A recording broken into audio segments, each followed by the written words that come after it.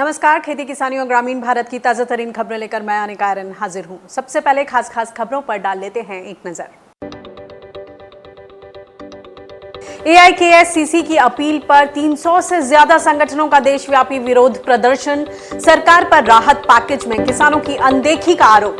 कर्जा मुक्ति से लेकर 18,000 रुपए सम्मान निधि देने की मांग। मध्य प्रदेश के देवास में चक्का जाम करने को मजबूर हुए किसान। न्यूनतम समर्थन मूल्य पर चना बेचने में आ रही है परेशानी। गेहूं खरीद केंद्रों पर भी व्यवस्था सही न होने के आरोप।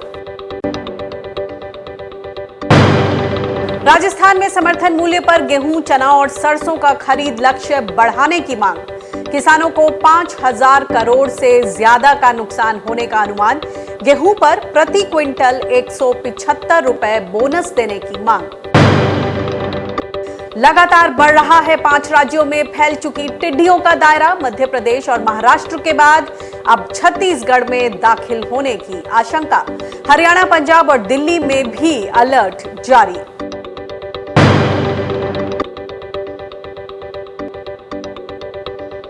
और अब खबरें विस्तार से। केंद्र सरकार से निराश किसानों ने 27 मई को देशव्यापी विरोध दिवस मनाया। अखिल भारतीय किसान संघर्ष समन्वय समिति की अगुवाई में 300 से ज्यादा किसान संगठन इसमें शामिल हुए। AIKSCC ने प्रधानमंत्री मोदी को चिट्ठी भी लिखी है। इसमें लॉकडाउन के बाद बेहाल किसानों की अनदेखी का आरोप लगाया गया है। इस चिट्ठी में भूमिहीनों और खेतीहर मजदूरों समेत सभी किसानों का कर्ज माफ करने के लिए नए KCC कर्ज तुरंत जारी करने, PM किसान का भुगतान 18,000 रुपए सालाना करने, सभी फसलों की C2 लागत का 1.5 गुना दाम देने और इस पर खरीद सुनिश्चित करने की मांग सामने रखी है। साथ में जल्दी खराब होने वाले दूध, फल, सब्जियों जैसी कृषि उपज की भी MSP तय करने की मांग उठाई है। इसमें बटाईदार किसानों का रजिस्ट्रेशन कराने और उन्हें दूसरे किसानों के बराबर ही लाभ देने की मांगे भी शामिल हैं। हमारे साथ ऑल इंडिया किसान संघर्ष समन्वय समिति के संयोजक किसान नेता सरदार VM सिंह जी जुड़ गए हैं। VM सिंह जी, स्वागत है आपका किसान बुलेटिन में। ये बताएं कि किसान बचाओ देश बचाओ, इस मुहिम के पीछे क्या कारण है? सब किसान देश भर से उनकी ये मांग है कि जिस तरह का राहत पैकेज दिया वो क्लियरली ना काफी है। कर्ज नहीं चाहिए, हमें कैश चाहिए। क्या कहेंगे आप? देखिए, ऐसा है, कोरोना के अंदर जब हर आदमी मारामारी के अंदर था, महामारी इतनी खराब थी ये, तो सबको खाने को मिला, पर जो आदमी खाना खिला रहा था वो आज भूखा मरने की कगार पे आ गया है। अगर किसान, बच्चे आगे खेती नहीं कर रहे, जो खेती कर रहा किसान है वो भी अगर छोड़ जाएगा तो कहां से खाओगे? जो आज प्रधानमंत्री, मुख्यमंत्री कहते हैं भंडारण भरा हुआ है, कहां से भरा हुआ है? इन्हीं किसानों की बदौलत भरा हुआ है।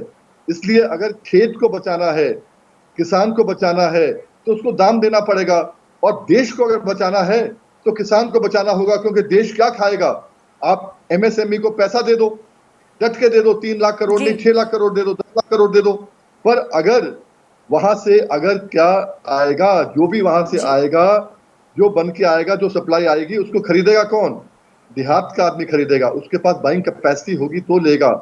और देश क्या खाएगा? VM सिंह जी, ये बहुत बेसिक सी बात नहीं है कि डिमांड को फ्यूल करने के लिए, इंजेक्ट करने के लिए ग्रामीण भारत में पैसा डालना होगा? और ये एक अच्छा मौका भी है क्योंकि आपकी फसलों की खरीद हो रही है, पैसे हाथ में आए, लेकिन इसके ठीक उलट देख रहे हैं।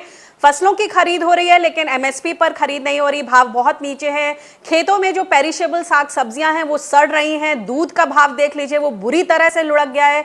तो आपको क्या लगता है कि इतनी बेसिक सी चीज क्यों नहीं समझ में आ रही? और राहत पैकेज में ये कहीं नहीं झलका कि फिर से इसको ग्रामीण अर्थव्यवस्था को सबल, उसको ताकत दी जाए? आज हमारा विरोध वही है कि प्रधानमंत्री जी 20 लाख करोड़ का आपने पैकेज दिया है, ना इसमें आपने कुछ जो MSP हमें कम मिला है उसकी बात करी है, ना दूध की बात करी है, ना फल की बात करी है, ना सब्जी की बात करी है, ना फूलों की बात करी है। आपने किसी चीज का जिक्र नहीं किया है। आपने केवल किया तो हम कर्जा और दे देंगे। अरे कर्ज में तो हम डूबे हुए हैं। अगर इनको समझ नहीं आता, इसलिए तो आज देश को बताने का है कि अगर देश को बचाना है तो किसान को बचाना है। इसलिए किसान बचाओ तो देश बचेगा।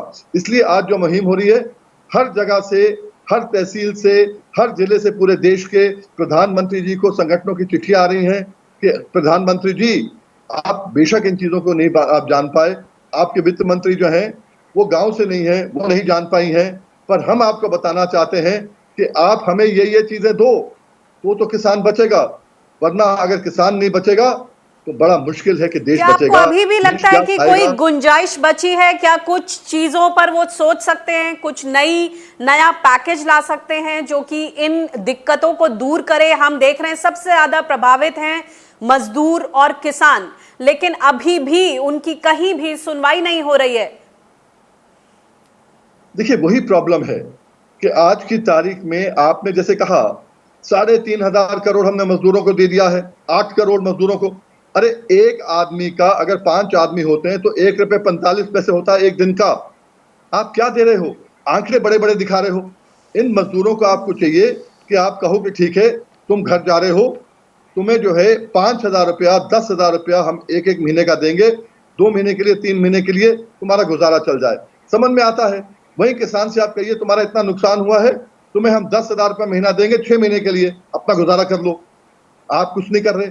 आप कह रहे हो हम जो है किसान सम्मान नीति हमने जो पहले करी थी हम उसी को देने को तैयार हैं। अरे वो तो आपने पहले दी थी। ये रिलीफ में क्या आ रहा है? राहत क्या है? मुआवजा क्या दे रहे हो हमारे नुकसान का? अगर आपको देना ही है तो 18,000 रुपए दो, जो हमने डिमांड किया है आज। आपको 6,000 से क्या काम चलेगा? और वो भी 18,000 भी जहां बहुत तक कम है। कैश हाथ में रखने की बात है, निर्मला सीतारमण जी ने बोला कि अगर हम कैश देंगे तो उससे तमाम तरह की दिक्कतें आएंगी, बहुत सारे ओवरलैप्स होंगे, क्योंकि तमाम तरह की योजनाओं के जरिए ऑलरेडी लोगों तक धन पहुंचाया जा चुका है। आपकी प्रतिक्रिया? मैं आपसे कहता हूं कैश मत दो हमें। हमारा जो मूल्य है, निर्धारित मूल्य है फसल का, वो पूरा हमें दे दो। जो आपने एमएसपी दर्ज किया है वही दे दो भाई। हम नहीं कह रहे कि हमें स्वामीनाथन का दो 50% एक्स्ट्रा करके, जो आप वाला है वही दे दो ना हमें कम से कम। वो भी आप देने को तैयार नहीं। मैं छोटा सा उदाहरण आपको देता हूं। गन्ना किसानों का रेट जो है सरकार ने माना है कि 290 रुपए प्रति क्विंटल उत्पादन का रेट है। 1.5 गुना हो गया 435, हमें मिल रहा है 315। 1 एकड़ में 400 क्विंटल भी अगर हुआ तो 48,000 रुपया प्रति एकड़ आप हमें घाटा दे रहे हो। 5 एकड़ का आप हमें लगभग 2.5 लाख रुपए का घाटा दे रहे हो, और आप दे रहे हो हमें 6,000 रुपए साल का। आप बेवकूफ बना रहे हो। और वही गन्ना किसान के लिए आज जो पैकेज में हम चाहते हैं प्रधानमंत्री जी, उत्तर प्रदेश के लिए अगर मैं बात करूं तो 40 लाख गन्ना किसान ऐसे हैं जो परिवार हैं जो सोसाइटी के माध्यम से मिलों को गन्ना दिया है, और 20,000 करोड़ रुपए हमारा ब्याज समेत बनता है इस साल का। अरे हमें राहत मत दो, हमारा पैसा लौटा दो। दिक्कत तो है, और इसको कहीं ना कहीं नियत नहीं दिख रही है कि उनके हाथ में पैसा दें, उनका वाजिब फसल का दाम उनको दें। अब ये बताएं कि जब सब लोग गांव की ओर रुख कर रहे हैं इस आपदा के समय, गांव की स्थिति कैसी है? क्या वो संभाल पाएगी व्यवस्था, या चरमरा जाएगी, या कुछ नई अपॉर्चुनिटी सामने आएंगी? किस तरह से देख रहे हैं आप? देखिए, जो पैकेज है मेरे हिसाब से पैकेज देना चाहिए था इनको। हर मंडल में एक बड़ी इंडस्ट्री लगाते, उसके लिए एडवांस देते। क्योंकि पहले क्या था, इंडस्ट्री लगती थी वहां पर जहां बिजली होता था, पानी होता था। आज बिजली हर कहीं है, तो आज वहां करो जहां पर जो ये लोग लेबर वापस गई है उनको भी रोजगार मिल जाए। आज आप चाहोगे रोजगार के लिए वो 1500 किलोमीटर फिर जाएं, 2000 किलोमीटर फिर जाएं, ना लेबर जाएगा, ना नौ मन तेल होगा, ना राधा नाचेगी। इसलिए पूरा का पूरा देश बर्बाद हो जाएगा। इकोनॉमी, रूरल इकोनॉमी के बलबूते पर चलना पड़ेगा, और रूरल इकोनॉमी को आप स्ट्रांग नहीं करोगे तो देश स्ट्रांग नहीं होगा। वही हमने कहा, किसान बचाओ और देश बचाओ। आज की तारीख में आपके पास कोई और रास्ता नहीं है। सरकार तो ढांचागत सुधार की बात कर रही है, जो दीर्घकालीन प्लान्स हैं वो सरकार ने सामने रखे हैं। देखिए, सरकार के प्लान जो है कौन बनाता है मुझे मालूम नहीं है। वहां तो ऐसे लोग बैठे खेती के बारे में मालूम नहीं कि खेती कहां से स्टार्ट होती है, कहां खत्म होती है। ना कभी उनके बाप दादा ने खेती करी है। ऐसे काम नहीं चलता है। जीवीएम सिंह जी, शुक्रिया इस बातचीत के लिए। मध्य प्रदेश में किसानों के लिए न्यूनतम समर्थन मूल्य पर चने को बेचना जंग लड़ने जितना मुश्किल बना हुआ है। कहीं पर क्वालिटी खराब बताकर इसे खरीदने से इनकार किया जा रहा है, तो कहीं पर बारदाना ना होने से तोल नहीं हो पा रही है। इससे किसानों को खरीद केंद्रों पर कई दिनों तक इंतजार करना पड़ रहा है। ऐसी ही मुश्किलों से जूझ रहे देवास में कन्नौज के किसानों ने बीजेपी विधायक के घर के आगे धरना दिया और सड़क को जाम कर दिया। चने खरीदी के लिए सरकार ने कन्नौज में विपणन पे और बृहत्ताकार पे किसानों को बुला लिया, मैसेज छोड़ दिया और मैसेज छोड़ने के बाद में किसानों को कोई बारदान की व्यवस्था नहीं और इसके बाद में हर किसान कहीं ना कहीं किराए से कोई वाहन लाता है। 1500 से 2000 किसान के वाहन का लगता है। अब किसान क्या करे बेचारा, रात को यहाँ मच्छर की व्यवस्था, सब एसी में पड़े हुए सोए हुए और हमारे किसानों की कोई सुनवाई नहीं हो रहा है, कोई आ ही नहीं रहा है, कोई आश्वासन। हमने एसडीएम से बात कर ली, हमने विधायक साहब से बात कर ली, हमने सबसे बात कर ली, लेकिन सब आश्वासन देने के अलावा कुछ भी नहीं कर रहे। 1 बजे मैंने विधायक साहब को फोन लगाया, विधायक साहब बोल रहे हैं कि 1 बजे में गाड़ी निकल गई है, 2 बजे गाड़ी निकल गई है, 3 बजे गाड़ी निकल गई है। समस्या पे समस्या। एसडीएम साहब हम क्या करें? एसडीएम साहब ये बोल रहे हैं कि हम क्या करें, मेरे पास रिकॉर्डिंग है उनकी, वो हमको यूँ बोल रहा है कि हम वो बारदान नहीं है तो हम क्या करें। एक तरफ किसान चना नहीं बेच पा रहे हैं तो दूसरी तरफ मध्य प्रदेश के कृषि मंत्री कमल पटेल का दावा है कि चना, सरसों और मसूर की सरकारी खरीद के लिए रोजाना प्रति किसान की अधिकतम खरीद सीमा को खत्म कर दिया गया है। यानी किसान अब अपना नंबर आने पर एक ही बार में सारी फसल बेचकर वापस जा सकते हैं। लेकिन सवाल यह है कि जब खरीद केंद्रों पर चना खरीदने के लिए बारदाना ही नहीं है तो किसान कैसे एक बार में अपनी सारी की सारी फसल बेच पाएंगे। मध्य प्रदेश में किसानों को चना ही नहीं गेहूं बेचने में भी परेशानी आ रही है। उन्हें इस तपती दोपहरी में कई किलोमीटर लंबी लाइनों में लगकर इंतजार करना पड़ रहा है। किसानों की शिकायत है कि उन्हें फसल लेकर खरीद केंद्र पर आने का मैसेज तो भेज दिया जाता है लेकिन खरीद के इंतजाम नहीं होते हैं। बीते दिनों आगर मालवा जिले में गेहूं बेचने आए किसान की हार्ट अटैक से मौत ने कई सवाल खड़े कर दिए हैं। विपक्षी दल कांग्रेस ने इसके लिए सरकारी खरीद केंद्रों पर अव्यवस्था को जिम्मेदार बताया है। इन मुश्किलों के बीच शिवराज सरकार राज्य में समर्थन मूल्य पर गेहूं की रिकॉर्ड खरीद होने के दावे कर रही है। हालांकि कांग्रेस नेता और पूर्व कृषि मंत्री सचिन यादव इसे सरकार के खोखले दावे बता रहे हैं। गेहूं खरीद के मुद्दे पर उनसे बातचीत की हमारी संवाददाता कौशल किशोर चतुर्वेदी ने। किसान मध्य प्रदेश में परेशान हैं और टिड्डी दल के हमले ने उन्हें और मुसीबत में डाल दिया है। हम बात कर रहे हैं पूर्व कृषि मंत्री सचिन यादव जी से।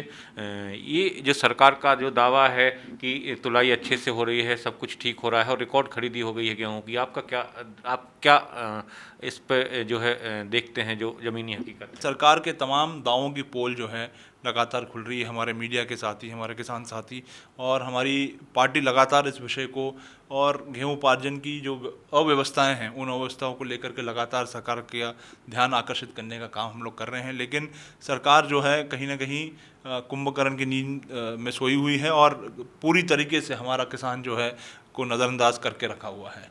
आज आप गेहूं उपार्जन की अगर हम बात कर रहे हैं तो गेहूं उपार्जन में ना तो उपार्जन केंद्रों पे किसानों की चूँकि भीषण गर्मी है, ना गर्मी के इस मौसम में उनके लिए कोई छांव की व्यवस्था है, ना शुद्ध पेयजल की व्यवस्था है, वहाँ बारदानों की कमी देखने को मिल रही है, एसएमएस समय पर लोगों को नहीं मिल रहा है।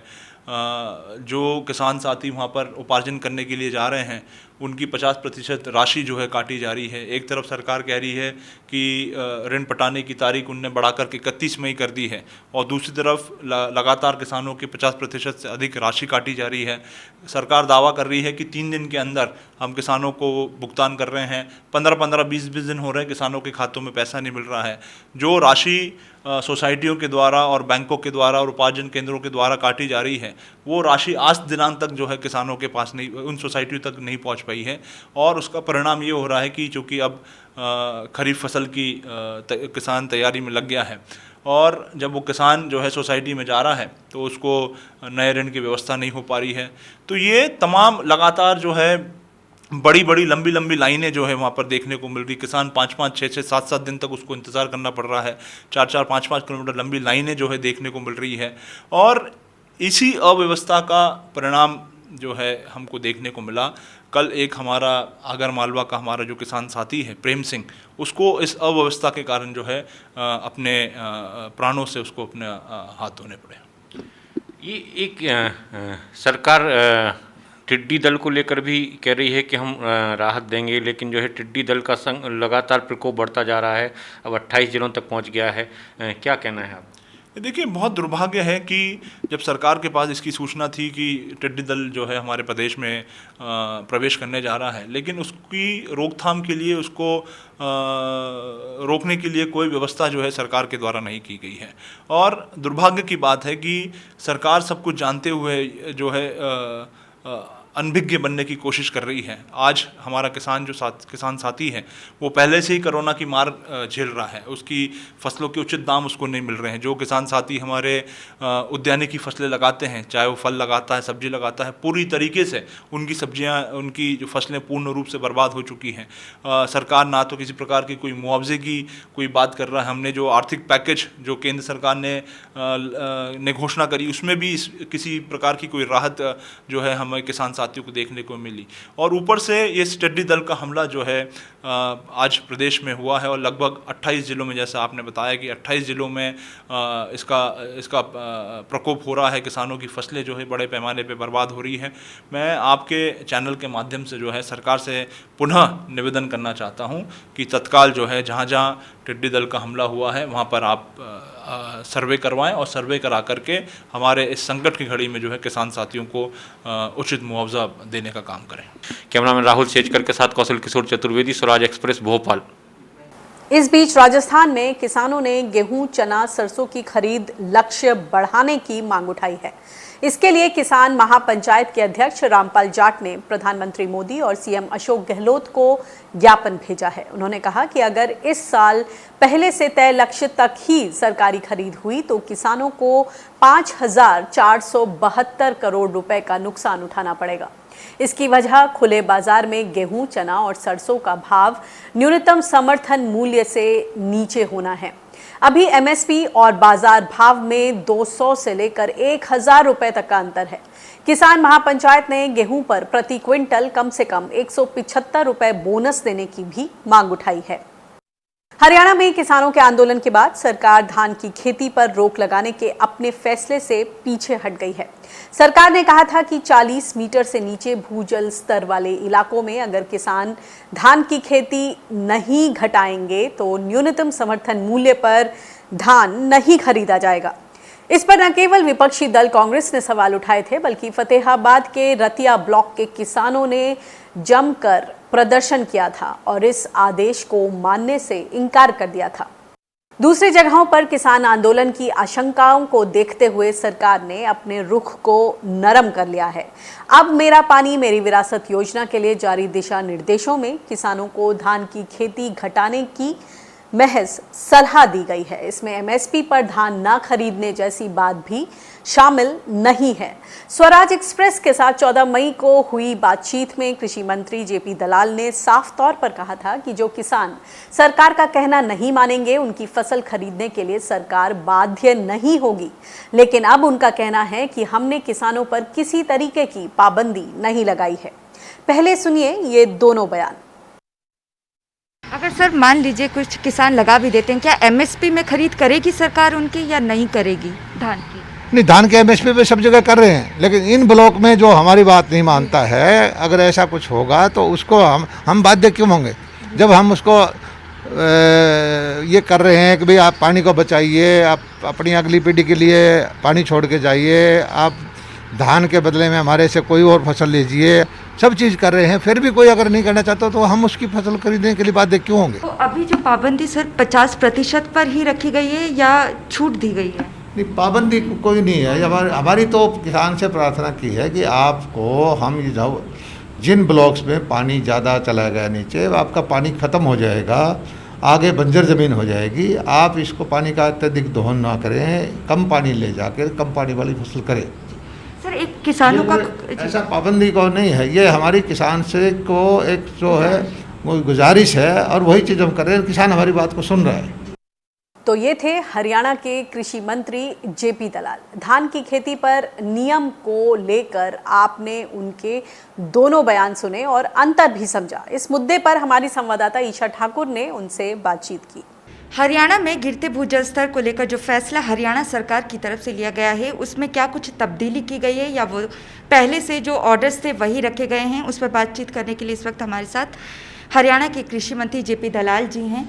सर, जो ब्लॉक्स चिन्हित किए गए थे जिसमें पानी का स्तर नीचा है और धान की बिजाई पर रोक लगाई गई थी, तो क्या कुछ उसमें तब्दीली की गई है? ऑर्डर्स में क्या कुछ है? पहले जो हमारे मुख्यमंत्री जी ने बहुत सारे कृषि वैज्ञानिक, यूनिवर्सिटी के प्रोफेसर्स, हमारे विभाग के अधिकारी सबसे मिलकर एक योजना की थी कि भाई किसी तरह से जल का समुचित प्रबंधन कैसे हो, सही सदुपयोग कैसे हो, किसान के जो है हित को कैसे देखा जाए। रोक हमने कोई ना पहले लगाई थी ना अब है। तो सर, जो सरकारी ज़मीन पर पाबंदी है वो पाबंदी रहेगी या आप लोगों की तरफ से महज एक गुजारिश की गई है किसानों से? सरकार पाबंदी नहीं है, पंचायत हमारी ज़मीन है, पंचायत की ज़मीन। हम पंचायत की ज़मीन का जब ठेका देते हैं किसान को पूरी है, भाई आप जो मर्जी बोइए। अब हम ये कहेंगे आप धान छोड़ के और जो मर्जी बोइए, और आपके पास 20 ऑप्शन हैं, तो उसको किसान को कोई नुकसान नहीं होने वाला इस बात से। किसान 1 साल का उसको पैसा देता है पंचायत को, तो वो कम पैसा दे देगा अगर उसको उचित नहीं लगेगा, तो उसकी भरपाई हम अपने पास से कर रहे हैं पंचायत की। सर, अगर क्योंकि कुल मिलाकर अगर बातचीत की जाए, आपने कहा कि छोटे किसानों को रियायत दी गई है, अगर कोई किसान अभी भी धान लगाना चाहता है और धीरे धीरे उसे छोड़ना चाहता है तो इस पर सरकार की क्या योजना? नहीं, हमने कोई उनको पैनलाइज करने का, हमने तो यही कहा था कि देखो अगर आप हमारी इस नीति को मानोगे तो हमारी नीतियों का लाभ लोगे। अगर आप हम जो नीति बना रहे हैं ब्लॉक के लिए पानी बचाने के लिए, आप अपने बच्चों का ध्यान नहीं रखेंगे, अपने आने वाली पीढ़ी का ध्यान नहीं रखेंगे, तो सरकार की नीतियों का आपको जो भी कोई नीति होगी उसका लाभ नहीं मिलेगा। अब कोई ऐसा तो नहीं है हम उसको कोई क्रिमिनल केस दर्ज कर रहे हैं। यानी कि एमएसपी पर खरीद फिर भी नहीं होगी अगर धान लगाई जाए? नहीं, एमएसपी पर खरीद तो चल ही रही, उसको तो उस वक्त देखा जाएगा कि कौन क्या आता है, कोई बोता है नहीं बोता है, लेकिन किसानों का जो हमें जो रिस्पॉन्स मिल रहा है इतना उत्साहवर्धक है कि हमें उम्मीद नहीं थी, उससे ज़्यादा मिल रहा है। तो अभी जो पाबंदी सर 50% पर ही रखी गई है या छूट दी गई है? नहीं, पाबंदी कोई नहीं है। हमारी तो किसान से प्रार्थना की है कि आपको हम ये जाओ जिन ब्लॉक्स में पानी ज़्यादा चला गया नीचे, आपका पानी ख़त्म हो जाएगा, आगे बंजर ज़मीन हो जाएगी, आप इसको पानी का अत्यधिक दोहन ना करें, कम पानी ले जाकर कम पानी वाली फसल करें। सर, एक किसानों का ऐसा पाबंदी को नहीं है, ये हमारी किसान से को एक जो है वो गुजारिश है और वही चीज़ हम कर रहे हैं। किसान हमारी बात को सुन रहा है। धन्यवाद सर। ये थे हरियाणा के कृषि मंत्री जेपी दलाल, जिनका कहना है कि धान की बिजाई को लेकर किसी तरीके की पाबंदी हरियाणा सरकार ने नहीं लगाई है। हालांकि गर्मी का मौसम है और जो भूजल स्तर है वो 8 ब्लॉक्स पर गिरता जा रहा है, इसलिए किसानों से गुजारिश की गई है कि आप हो सके तो फसलों के वैकल्पिक पर ध्यान दें और विविधीकरण करके कोई और फसल धान की जगह लगाए। और इनकी तरफ से ये भी कहा गया है कि अगर किसी किसान की तरफ से धान लगाई जाती है तो सरकार की तरफ से कोई पाबंदी उस पर नहीं लगाई गई है। हालांकि सरकार की तरफ से किसानों की हर समस्या को सुना गया है और उनके हर समस्या का हल निकालने की पूरी कोशिश हरियाणा सरकार की तरफ से की गई है। कैमरामैन शरद के साथ स्वराज एक्सप्रेस के लिए चंडीगढ़ से ईशा ठाकुर। रेगिस्तानी टिड्डियां राजस्थान, उत्तर प्रदेश, मध्य प्रदेश, गुजरात और महाराष्ट्र में तबाही मचा रही हैं। पंजाब, हरियाणा और दिल्ली भी इनके निशाने पर है। इस बार इनका हमला इतना जबरदस्त है कि पहली बार छत्तीसगढ़ में इनके पहुंचने का खतरा देखा जा रहा है। ये टिड्डियां पड़ोसी राज्य मध्य प्रदेश और महाराष्ट्र के अमरावती जिले में पहुंच चुकी हैं। यहीं से उनके छत्तीसगढ़ में घुसने की भी आशंका है। इसे देखते हुए छत्तीसगढ़ सरकार ने सभी जिलों को सतर्क रहने का आदेश दिया है। कृषि वैज्ञानिकों की माने तो फसलों की कमी पड़ने पर ये टिड्डियां पेड़ों को भी भारी नुकसान पहुंचा सकती हैं। पोल्ट्री उद्योग के पस्त होने के बाद से ही मक्का किसानों को दाम मिलने में मुश्किलें आ रही हैं। इसके अलावा एमएसपी पर मक्के की खरीद ना होने से भी किसानों को भारी घाटा उठाना पड़ रहा है। ये मामला मध्य प्रदेश के सिवनी जिले का है। यहाँ पर एक किसान ने 2 एकड़ जमीन में 30 क्विंटल मक्का पैदा किया। ये मक्का 980 रुपए प्रति क्विंटल के भाव से बिका, यानी किसान को कुल 29,400 रुपए मिले, जबकि 1760 रुपए प्रति क्विंटल की एमएसपी के आधार पर इन्हें 30 क्विंटल मक्के के 52,800 रुपए मिलने चाहिए थे। लेकिन इन्हें एमएसपी का लाभ कैसे मिल पाएगा जब इसकी उन्हें जानकारी ही नहीं है। और मक्का पर बातचीत करने के लिए हमारे साथ सिवनी मध्य प्रदेश से किसान हैं शिवम बघेल, उनसे बातचीत करते हैं। ये वीडियो उन्होंने ही बनाया एक किसान का। शिवम, स्वागत है किसान बुलेटिन में। आपने ये वीडियो जो बनाया है किसान का, इसको हमने दिखाया है दर्शकों को, जरा इनके बारे में बताएं। ये किसान भाई आपको कहाँ मिले और आपको कैसे इनके बारे में पता चला, और जिस तरह से आपने घाटे का गणित लगाया है उसको जरा समझाएं। जी मैम, सबसे पहले तो स्वराज एक्सप्रेस और हिंद किसान न्यूज चैनल और आपको भी धन्यवाद। मैम, ये जो व्यक्ति हैं ये एक आदिवासी मजदूर भी कहना चाहिए और किसान भी हैं। ये मेरे गांव से 2 किलोमीटर बगल के गांव दुधिया में रहते हैं। और यह किसान की जो पूरी फैमिली है मैम, इसमें 5 मेंबर हैं, पति पत्नी, 2 बेटे और 1 बेटी।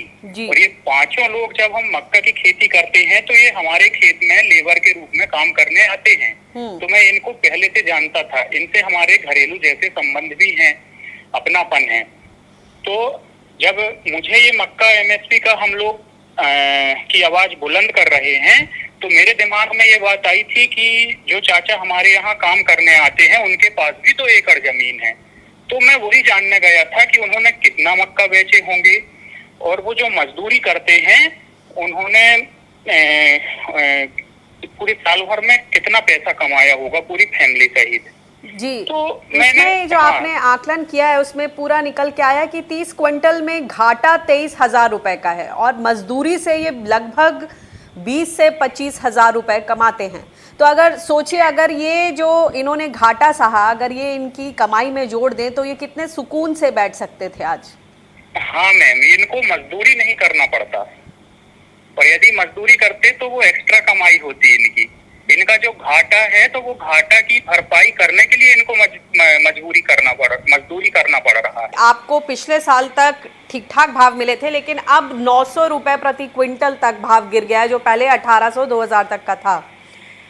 तो अब आपको क्या लगता है कि जो पूरा एमएसपी मिलता है, खास तौर से गेहूं और धान को जो प्राथमिकता दी जाती है, यानी कह लें एमएसपी पॉलिटिक्स, तो उसकी वजह से क्या किसान अब अपनी मक्का की बुआई छोड़कर क्या अब इन फसलों की तरफ वापस जाएंगे और फिर से क्रॉप डाइवर्सिफिकेशन का जो एम था, जो लक्ष्य था, वो फिर कहीं पीछे हो जाएगा? मैम देखिए, कुछ जगह रहती है जहाँ पर जो खरीफ सीजन में हम मक्का बोते हैं, पर कुछ जगह पर हम धान ही बो सकते हैं और कुछ जगह पर हम मक्का ही बो सकते हैं, क्योंकि ज्यादा बारिश होगी तो मक्का खराब हो जाता है और कम बारिश होगी तो फिर वहाँ पर धान खराब हो जाती है, धान सूख जाती है। और धान के लायक में हम पिछले 2-3 वर्षों से यहाँ पर बारिश नहीं हुई है। कम बारिश और ज्यादा बारिश में धान और सोयाबीन खराब हो जाती है, लेकिन मक्का सुइटेबल है किसानों के लिए, इसमें उत्पादन बेहतर होता है। ये कम बारिश और ज्यादा भी हो रहा है, तो इस बार भी किसान मक्का ही लगाएगा। इसको खरीदी करेंगे तभी किसान को कुछ फायदा होगा, नहीं तो अभी 17 से 18 हजार रुपया मक्का की खेती में 1 एकड़ में लागत आ रही है। और दूसरी तरफ देखें तो मक्का का उत्पादन खरीफ सीजन में औसतन 17 से 18 क्विंटल है, लेकिन उसका रेट अभी 800-900 रुपया है। तो मैम ये तो इसमें तो लागत भी नहीं निकलेगी। जी, शुक्रिया इस इंसाइट के लिए, बहुत बहुत शुक्रिया। धन्यवाद मैम, थैंक यू। और इसी के साथ किसान बुलेटिन में फिलहाल इतना ही। मुझे दीजिए इजाजत, नमस्कार।